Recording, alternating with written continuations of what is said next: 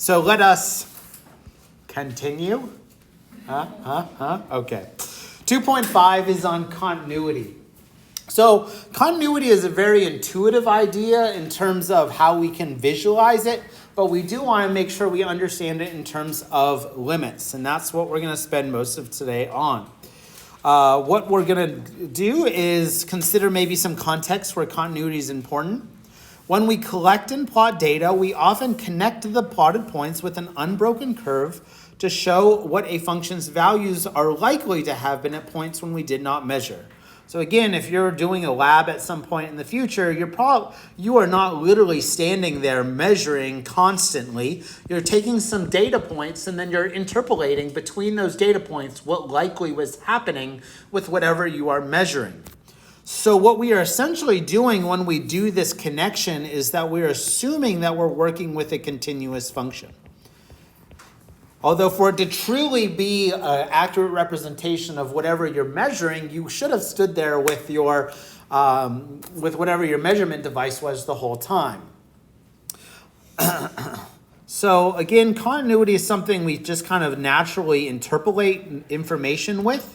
So it's important to understand some of its properties. So let's go ahead and describe the behavior of the graph below at integer values in its domain from 0 to 4. So you can see this is a closed interval from 0 to 4. And we're first considering the numbers at which f has breaks. So this must have a Kit Kat. Breaks? Okay. Anyway, let's go ahead and consider it. What is one x value where there is a break in the graph? If you think you know, just shout it out. 1. You can see right here at x equal to 1, what we have is a jump.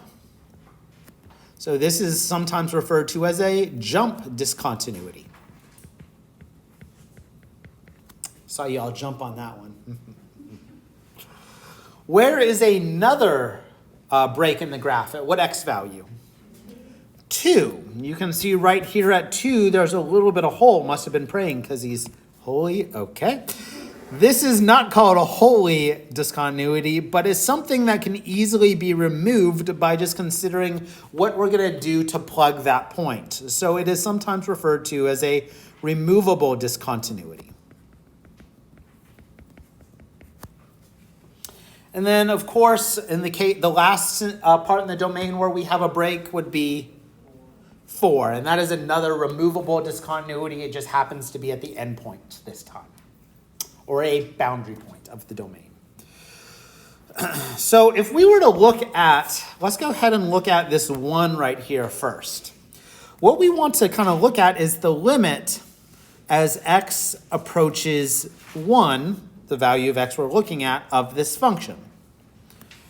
So if you look at the limit right there, it approaches different y values from each side, so we would simply say the limit does not exist.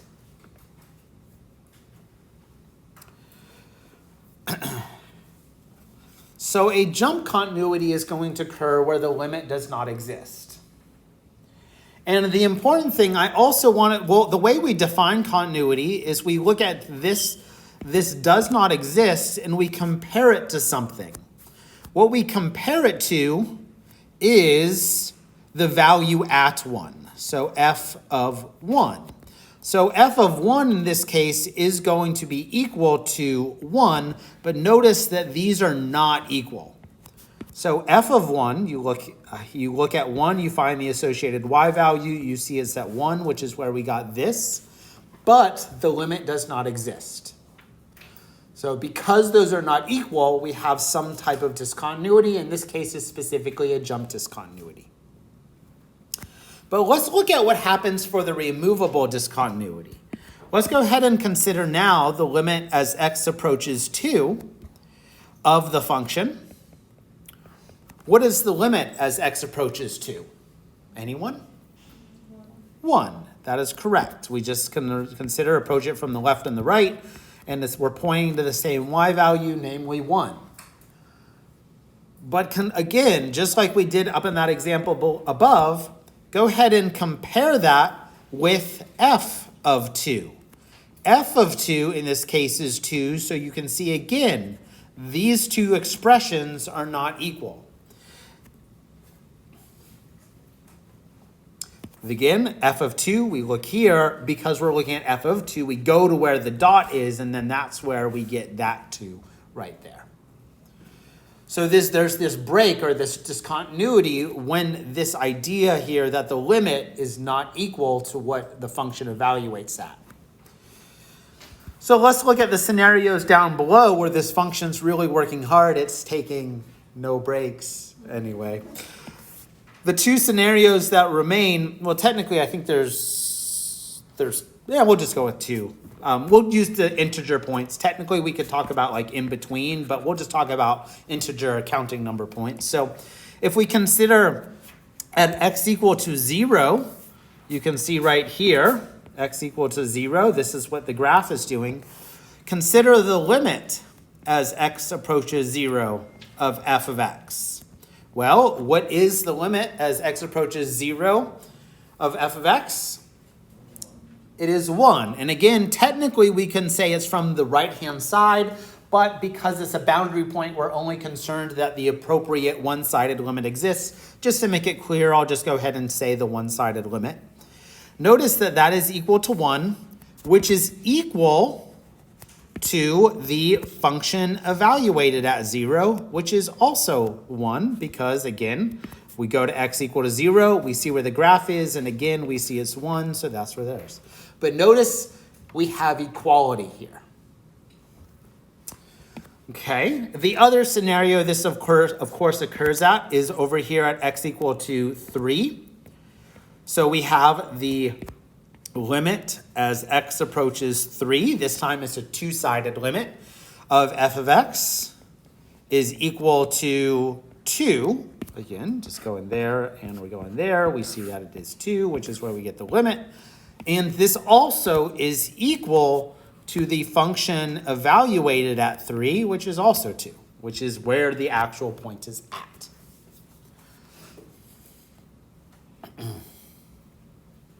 So these ideas are essentially what we're going to use to test if a function is continuous. We'll see that on the next page. Does anyone have any questions on this page? All right, then we will continue again. Joke's not funny the 5th time, I know. So the continuity test. So we're going to go through 3 things to determine if a function is continuous. And we'll kind of see how this allows us to fill in holes and things like as we go in graphs as we go through this lesson. A function f of x is continuous at some x value equal to c if and only if it meets the following 3 conditions. We actually observed these on the last page. The function is defined there, so c lies in the domain of the function. The limit exists, so you actually can find the limit. And the limit is equal to the function evaluated at c. Essentially, whenever there's continuous, this third is saying what is happening near is the same as what is happening at. Because if it's the same near as it is at, then it's just continuous. So we have a couple scenarios down here that kind of break down these 3 kind of thought processes into different steps. So we see 1, A, B, C, and D. So f of -1. First of all, we want to see is -1 exists. So we're given this x value here. So we're going to look at here at x equal to -1. Does the graph exist there? Is it a closed dot or is it part of the curve? Yes. More specifically, f of -1 is equal to 0. Why 0? Because again, here you are at x equal to -1. Look at the associated y value, see we're at 0. Any questions on 1a? 1b. Does the right-hand limit as x approaches -1 from the right exist? So can you go ahead and approach it from the right? You can. It exists. Yes. Indeed, we can actually compute the limit as x approaches -1 from the right of f of x is equal to 0. So we have the answer to C really quick. Just considering this and this, are those 2 values equal? Yes, they are. because the answer to those three questions are yes, we can go ahead and say the function is continuous at -1. So that's a concrete of those few steps from above. So 2A, B, C, and D will ask a similar series of questions, this time with x equal to +1. Go ahead and take a moment and think through that independently, and then we'll also talk over it. I'll talk about it quickly just to see everything aligned with your mindsets.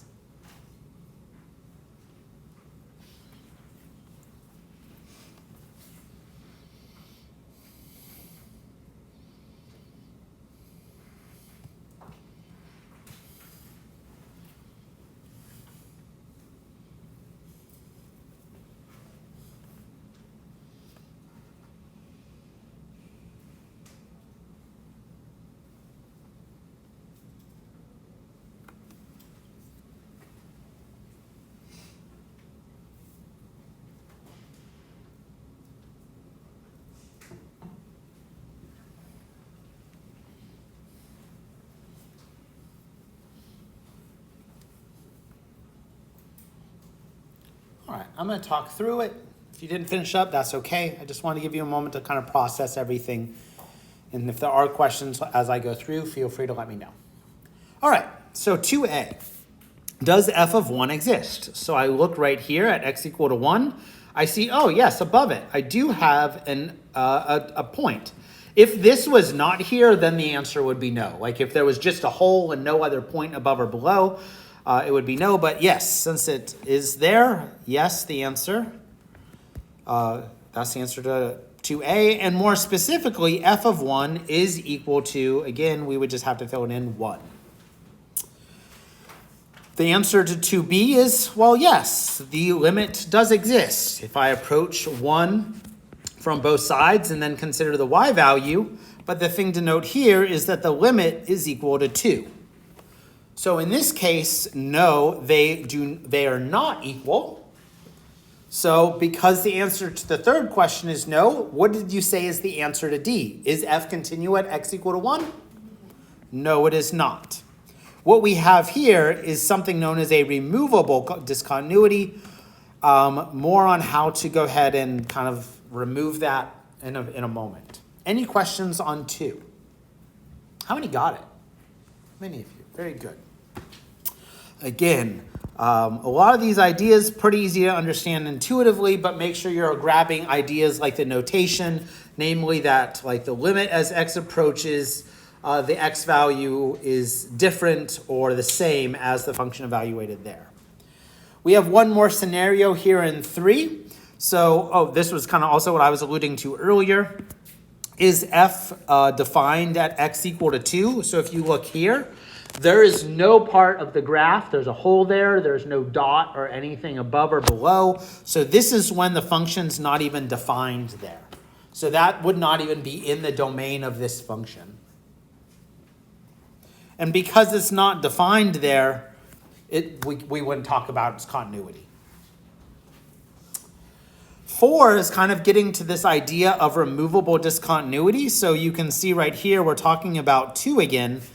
So we have this right here. So there is still a discontinuity. We said it's not continuous. So what value should be assigned to f of 2 to make the extended function continuous? So there's something known as, here, let me change color up here.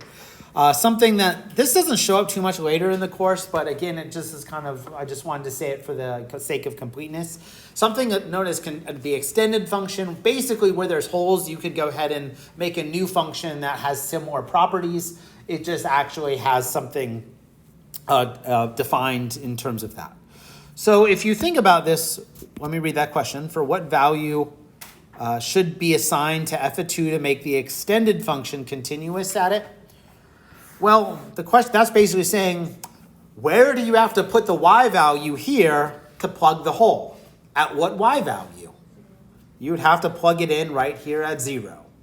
So that if I were basically to go ahead and say, what we need is that f of 2 is equal to 0. That would go ahead and fill the hole. Notice what this is. This 0 is the limit as x approaches 2 of the function. So we use the limit to kind of extend the function should we need to not have something that's undefined with a different function with similar properties. The extended function is typically denoted with a capital like letter. So if the function was lowercase, then this one would be the capital letter. So what you would do is you would have your original function when x is not equal to 0, but you would have 0 whenever x is equal to 0. And again, that 0 is just the limit as x approaches 2. So if you see a problem in the homework or in the viewing examples or anything like that talking about the continuous extension, that's what this is right here. So again, just answer the question number 5. Number 5 is very much related to what we did in part 2. To what new value should f of 1 be changed to remove the discontinuity? Anyone think they know? Chapel? That is correct. Again, thinking about what we have to do, we would have to move this up here to plug this hole, hence this called removable discontinuity. So what we would need is that f of 1 is equal to 2. Again, just to make the point stronger, that what is this 2? This 2 is the limit as x approaches 1, the value we're considering, x, of f of x.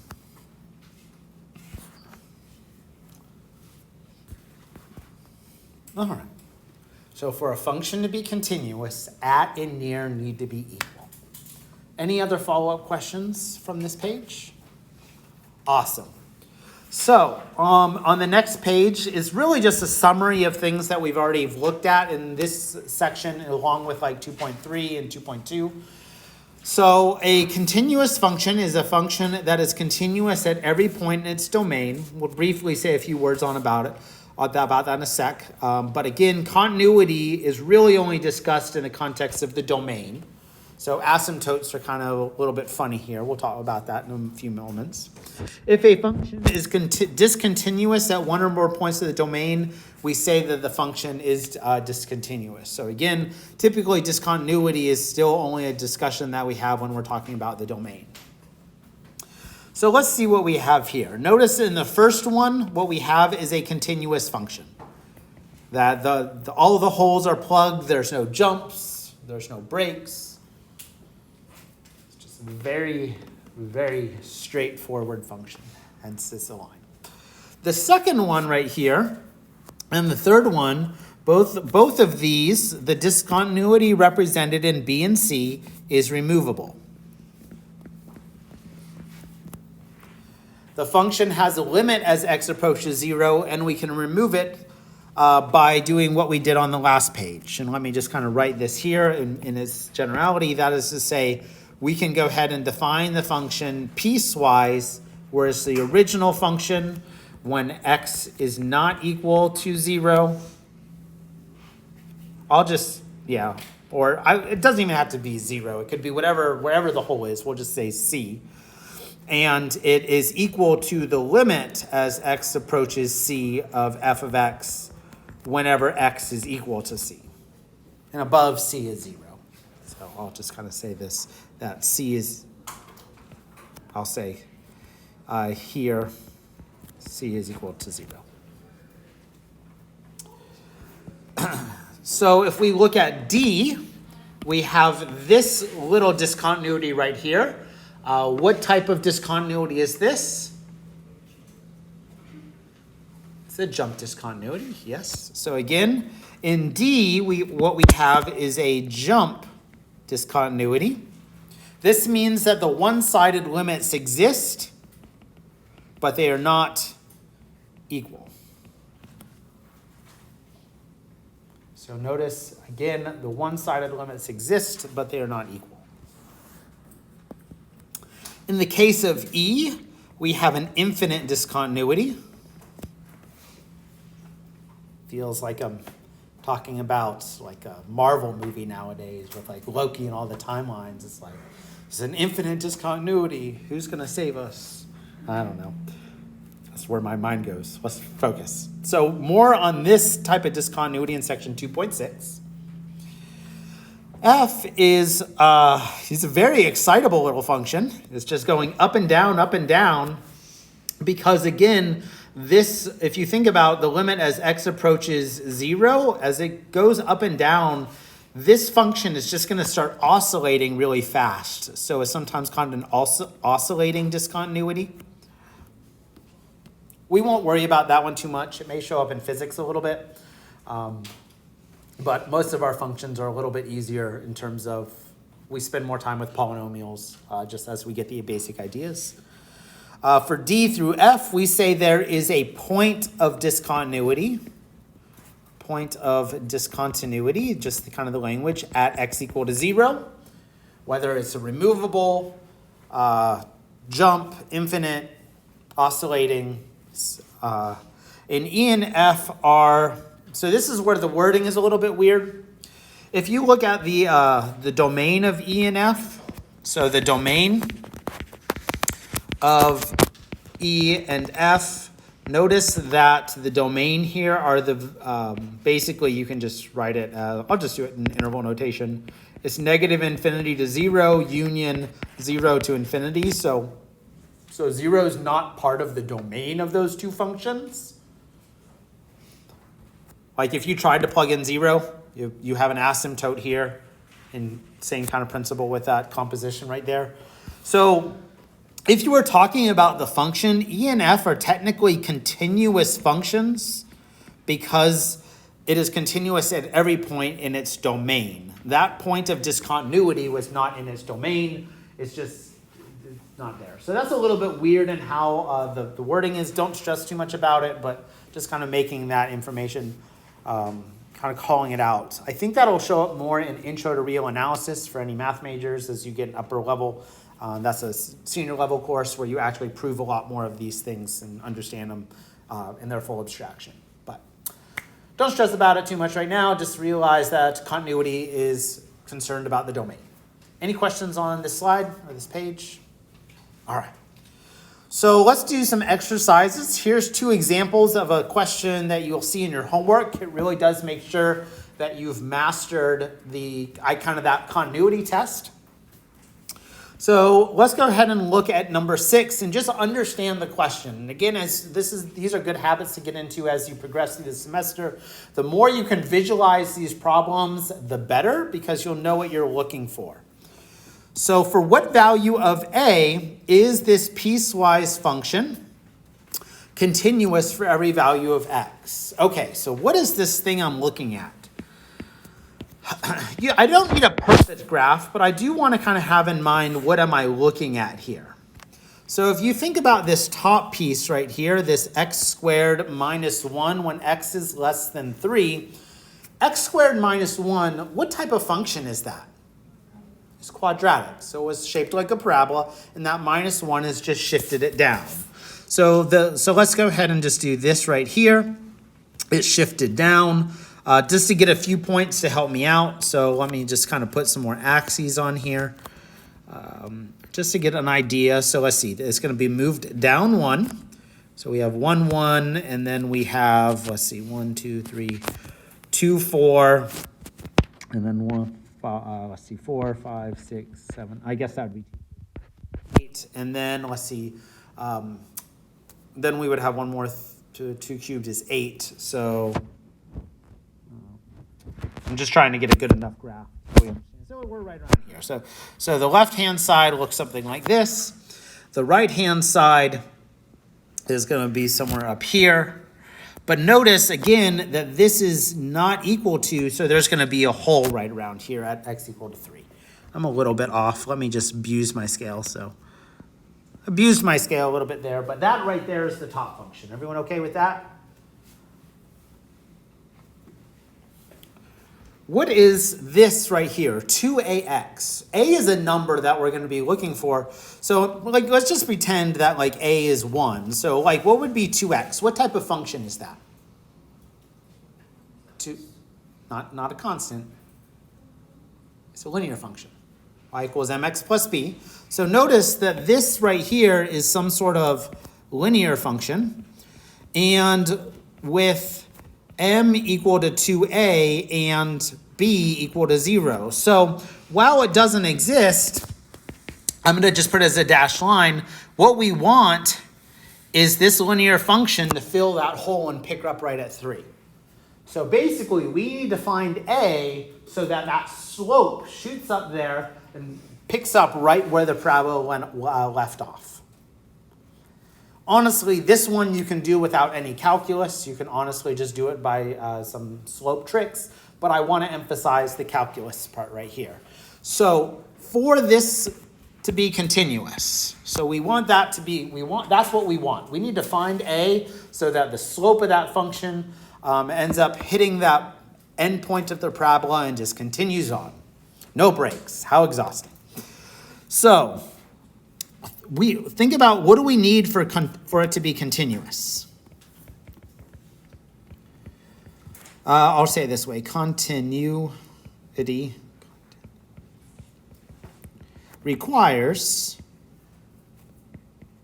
what did we say before? The limit as x approaches c of f of x must be equal to f of c.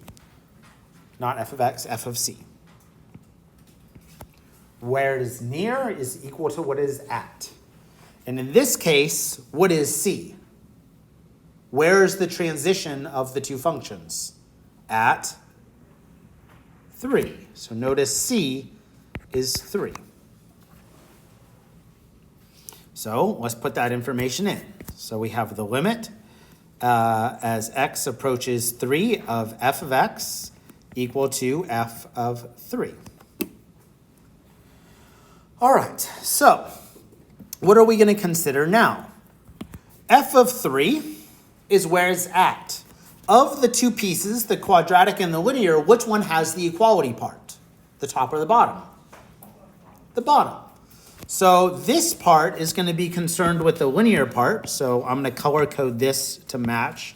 That one should be green to match the linear. And then this part over here is going to be concerned with what is near, so the not equal. So I'm going to change that color to be red because I started that one up there as red. This is our quadratic. That's quadratic. So the other thing to consider is when we're near, we're on the left-hand side. So when we're talking about near, we're going to be considering, I'm going to go ahead and add right there the 3 from the left, because again, the quadratic function is on the left. So let's go ahead and now do the appropriate substitutions. We need to find the limit as x approaches 3 from the left of x squared minus 1, because that's the function that's on the left. And then we need to go ahead and set that equal to the green function, which would be 2a times 3. Because it's not 2ax here, because we want f of 3, so it's 2a times 3. Everyone okay with where we got to this point so far? There's a lot happening. But really at this point, we can go ahead and simplify this with the techniques we've had. This is just going to be 3 squared minus 1. This is equal then to 6a. You can go ahead and you would get 8 equal to 6a. So in this case, a is equal to, just reversing this, 8/6 or 4/3. So a is equal to 4/3.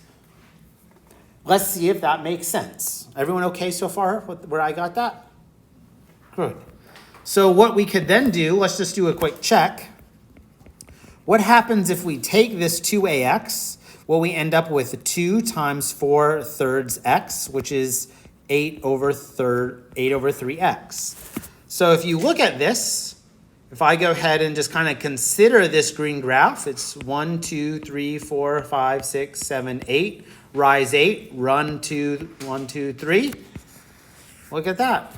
It lines up, not perfectly, because I didn't draw a perfect graph, but it gave me a general idea that that function, linear function, 8/3 x, should go ahead and just pick up where the parabola went off. So again, the key takeaway is this requirement for continuity. Does anyone have any questions on anything that happened here? So go ahead and take a moment to digest that, and go ahead and try a similar problem with 7 while this idea is fresh in your head. So go ahead and try a similar problem with 7 while this problem's fresh in your head.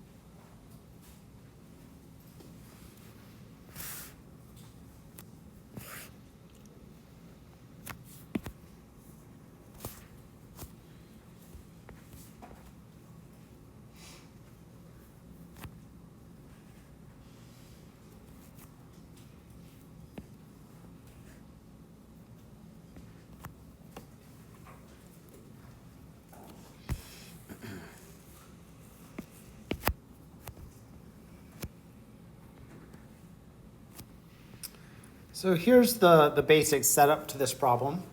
And honestly, if you didn't understand what to do, you probably could get a rough idea with your answer by just taking a moment and sketching the graph. You can see right here we have the identity function when x is less than -2 drawn in red. And if you look at this bx squared, this is just going to be a parabola centered at the origin. So you can see its vertex right here at the origin. If you did that right there, you should immediately be able to tell it's like, oh, I need this parabola to be opening down. So if you did that, you could immediately kind of throw out like, oh, b is going to have to be positive. And again, if you had a very comfortable understanding of quadratic functions and transformations, you probably didn't even need the calculus. But the calculus over here does phrase this question in terms of limits. You need the limit of the function as x approaches -2 to be equal to -2. And again, this time the equality is with the bx squared.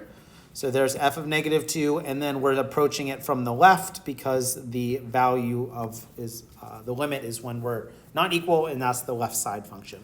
So ultimately the answer is b equal to -1/2. Does anyone have any follow-up questions on this one right here? Was anyone able to get it done before? A couple of you. So it's not a very hard computation. And I will say most of chapter 2, none of the computations are extremely difficult, but it does start requiring a little bit more conceptual understanding compared to maybe some other math courses up to this point. All right, we have about 5 more minutes left. So what I want to do is I want to skip 8, 9, and 10, because I think that'll take a little longer than 5 minutes. But what I don't think will take very long is this idea right here involving limits of continuous functions. So we'll return to those previous ones tomorrow, but before we do section 2.6, but let's just briefly say something about the limit of continuous functions. So here's the idea known in theorem 10. If g is continuous at point B and the limit as x approaches c of f of x is equal to b, then what you could go ahead and do is consider the limit of the composition by just finding the limit of the inner side first. So again, this is a lot of notation to say. When you're trying to find a limit, you should just try to plug it in. So all of this notation is saying that limits can be pulled inside compositions. That's all this theorem is saying. Limits can be pulled inside of compositions. So while 11 looks really nasty, you could technically just pull the limit inside and do the limit here, but ultimately that just boils down to try evaluating it at the limit. So let's go ahead and do that. So this is just saying is that the limit is pulled inside compositions. So the cosine of 2 times pi over 2, again, just doing the substitution. So this right here is x. This was the value we're approaching, so this is pi over 2, plus sine of 3 pi over 2 plus, let's change back to red, pi over 2. And let's just see what this simplifies to. Looks like Christmas just threw up on this page. It's like all the red and green and white. So the 2's cancel, so we're left with pi plus sine of 4 pi over 2, or 2 pi, which is then cosine of pi plus sine of 2 pi is going to be 0, which is cosine of pi. And ultimately, the limit here is 1. Nope, that's wrong. -1, because we're at the left side of the unit circle. So go ahead and try 12 and 13. Oh, does anyone have any questions on 11? Awesome. So go ahead and try 12 and 13. I'll give you maybe a minute to try it, and then I'll take a minute to work through it really quick, just so everyone remembers kind of the simplification with some of these non-polynomial functions, like our arcsine function and this other function down here below.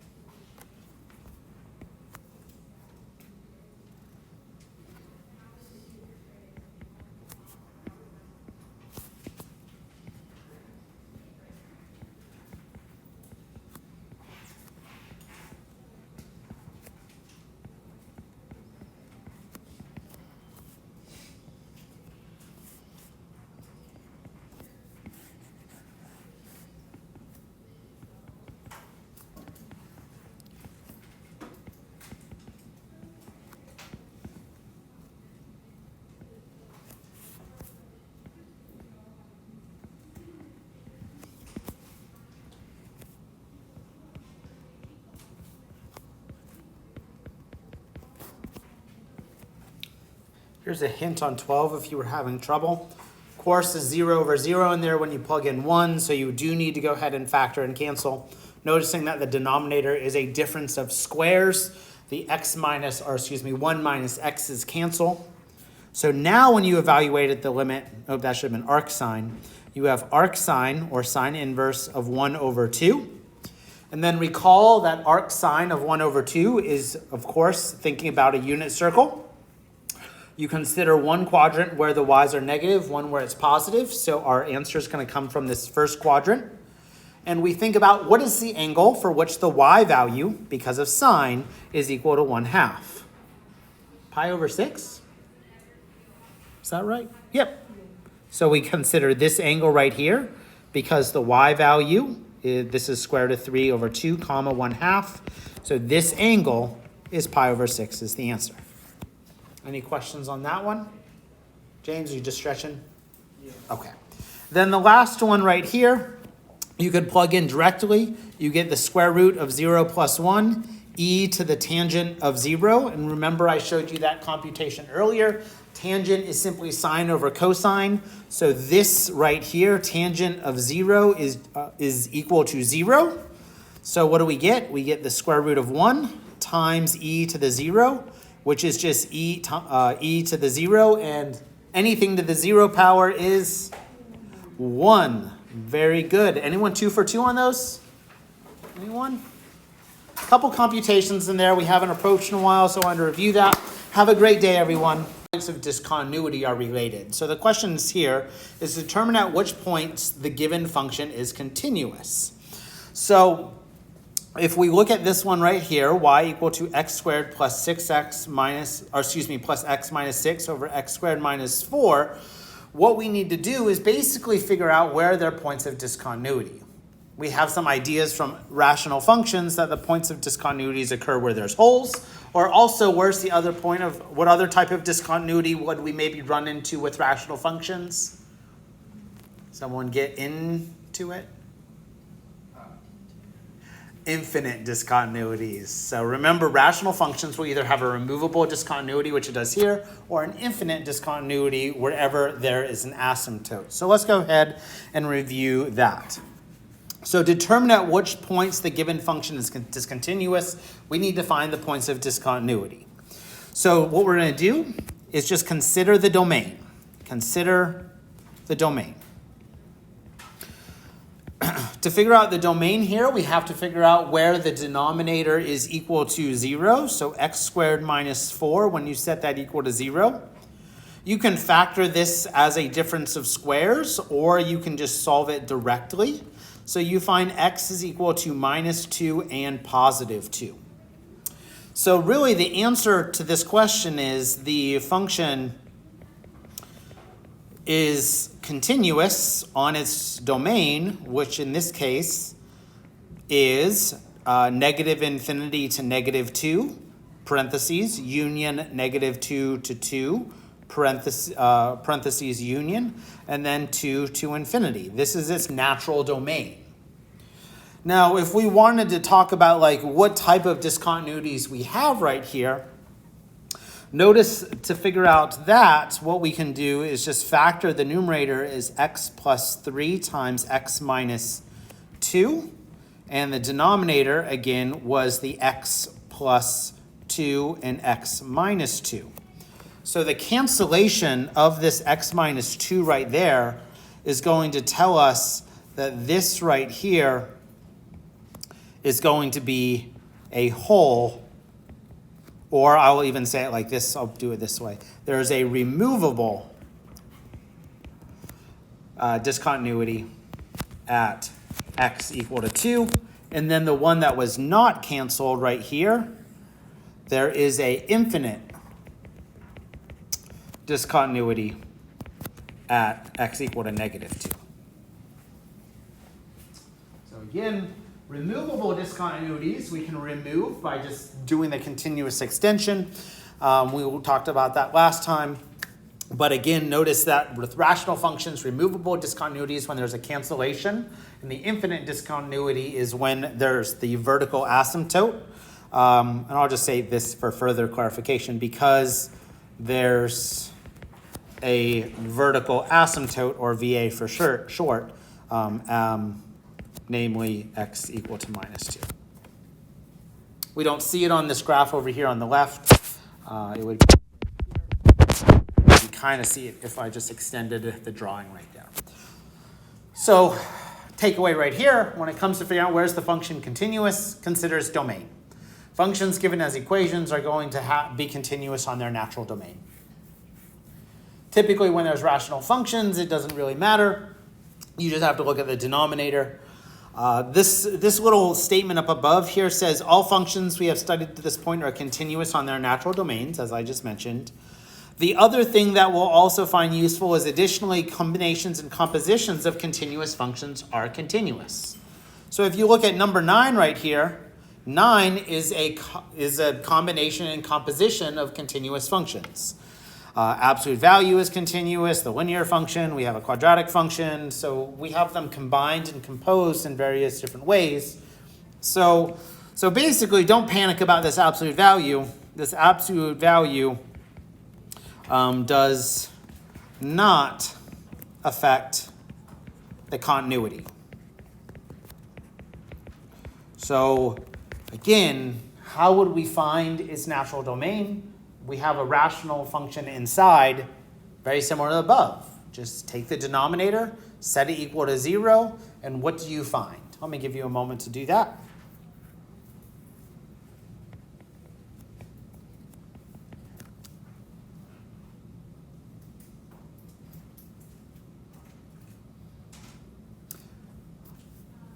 This one right here isn't too bad to just do directly. I mean, it's probably easier directly because if you think about a difference of squares, you would have to use irrational numbers. So you would just say x squared is equal to 2. Taking the square root, you get x is equal to plus or minus square root of 2. So the function is continuous on...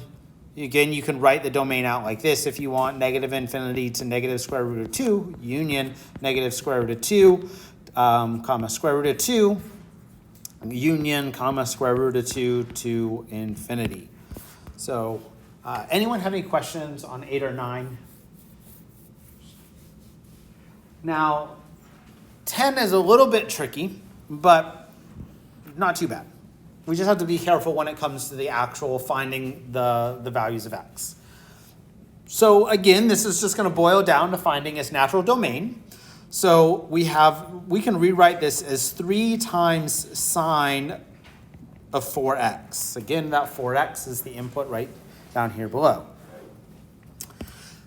To answer this question, it is honestly easier to answer a simpler one first, and that is, where is sine of x equal to 0? Basically solve that. Where is sine of x equal to 0? Well, there's a couple ways you could think about this. You could think about this graphically if you just thought about the asymptotes. Again, let's just graph sine of x here for reference. So sine of x is going to go through the origin. We have this right here. It's going to oscillate up and down, so forth. So what we have then for reference, like here in blue, is cosecant of x. So right here in blue, we have cosecant of x. So again, just kind of visualizing it, what type of discontinuity do we have here? Because there's vertical asymptotes, we have an infinite discontinuity again. So again, just kind of looking at it. So to figure out where the infinite discontinuity is, we just have to find the zeros of the sine function. That's still ignoring the 4x though. So that'll still come back into play. So what we'll do to answer this question right here in red is, well, you can see it right here. You can see where sine of x is equal to 0. It's going to be where x is equal to 0 plus or minus, so plus or minus pi, plus or minus 2 pi, and so on. So this one has a lot of points of discontinuity. But again, this is a modified problem. So what you need to do to actually consider the original problem right here, let me kind of box this back here into the original. So that's kind of like a sub-problem. To figure out the points of the discontinuity for the original is we have to answer the question, where is sine of 4x equal to 0? But it's pretty easy. Look at this. We already found x is equal to all of these values. Those are the issues. So all we have to do is do 4x equal to 0 plus or minus pi plus or minus 2 pi. and so on. So x equal to 0 plus or minus pi over 4 plus or minus pi over 2 and so on. Those are your points of discontinuity, are the points of discontinuity.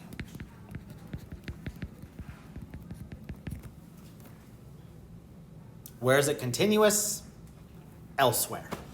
So I can't remember exactly how the homework has the answer form set up. So again, read that carefully, and I'll just say it's continuous elsewhere. It's continuous elsewhere. So all of these functions that we've worked with up to this point are continuous on their natural domain. So really this question is just figuring out what the natural domain is. Yeah, question? For where sin x equals 0, did you just use like unit circles for those values? Yeah, there's a couple ways you could think about it. The way I thought about it directly here was just using the graph, because where it's equal to 0 is x-intercepts. You could also equivalently think about it in terms of a unit circle. So if we thought about it in terms of a unit circle, that's not a circle. It didn't autocorrect. Unit box, boy, that would really throw you off right there. So if we had our unit circle like this, the points where it would be 0 would be where the y values are equal to 0. So this is like 1, 0, and this is negative 1, 0. So that's another way to think about those. I just happen to have the graph there to talk about infinite discontinuities. But yeah, you could think about that directly with the circle. Any other questions? Perfect. Wait, sorry, yeah. Is that how you write your answer? I can't remember the exact form that it has in the homework, so that's all the concepts for it. It may say like, where it may use, I think it may use something like x such that x is not equal to, and then in a box, and it may have, so maybe you put some sort of pattern in the box. If anyone has any issues with entering it, feel free to ask me on Flex Day or Review Day or something like that. Or use the Ask My Instructor, and I'll maybe pose it or figure it out then if it's tough. I can't remember though. Any other questions? Okay. Then we talked about last time the limits of continuous functions in terms of compositions. Limits could always just be brought inside a composition, so you just plug it in.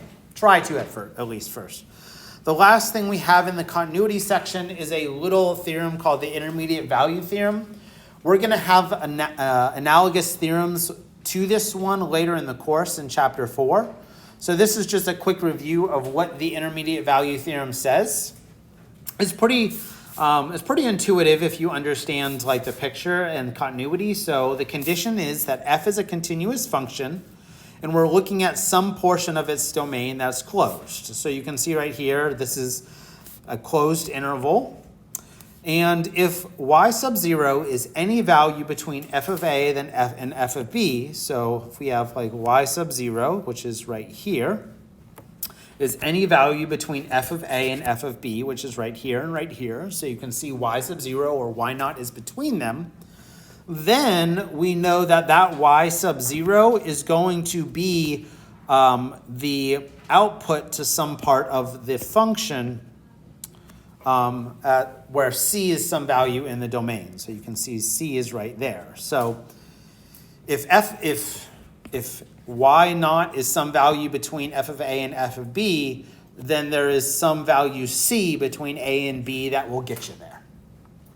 This is most commonly seen in terms of the roots of a polynomial. So the intermediate value theorem helps us find the existence of a root or 0 of a function. Recall that the root is a solution to the equation f of x equal to 0. By the way, this is also sometimes seen as just your x-intercepts. It's where f of x is equal to 0. It's where y is equal to 0, which is your x-intercepts. So show that there is an x-intercept of this equation between 1 and 2. So let's just visualize this problem. So I always recommend visualize this. So here's 1, here's 2. Let's go ahead and look at what happens when you find f of 1. F of 1, and let's just say this is our equation f of x up here. So if f of 1 is equal to, let's see, 1 cubed minus 1 is going to give you a minus 1. So f of 1 is down here. So let's just put this right here. So there's f of 1, right down here. Now let's find f of 2. What is f of 2? It is 2 cubed minus 2 minus 1, which is 8 minus 5, which is, 8 minus 3, which is 5. Got ahead of myself a little bit there. So 1, 2, 3, 4, 5. So it's right up here. So if you think about, here's f of 1, here's f of 2. We know the function is continuous. If you know the function is continuous, can you guarantee that there is a x-intercept between those two values? Yeah, because it's continuous, you have to connect them. I don't know how they're connected. I'm not doing a full graph right here. But what we know is because they are continuous, so this right here is the x equal to c. So there is a root, and we'll just say c, in the interval 1 to 2 by the intermediate value theorem. So it's the idea if you're negative, then you end up positive, and you know it's continuous, you had to go through 0. Let me say that again. If you were negative and you ended up positive, and you know you're continuous, you had to go through 0. So that's the intermediate value theorem. There is an intermediate value between those. We'll talk about a kind of an analogous idea known as the mean value theorem later in the semester, which just deals with tangent lines and secant lines instead of just specific points. So just wanted to kind of refresh your mind on that one right there. But it deals with continuity. That continuity is important. If it was not continuous, you could skip 0. Any questions on what we finished up in section 2.5?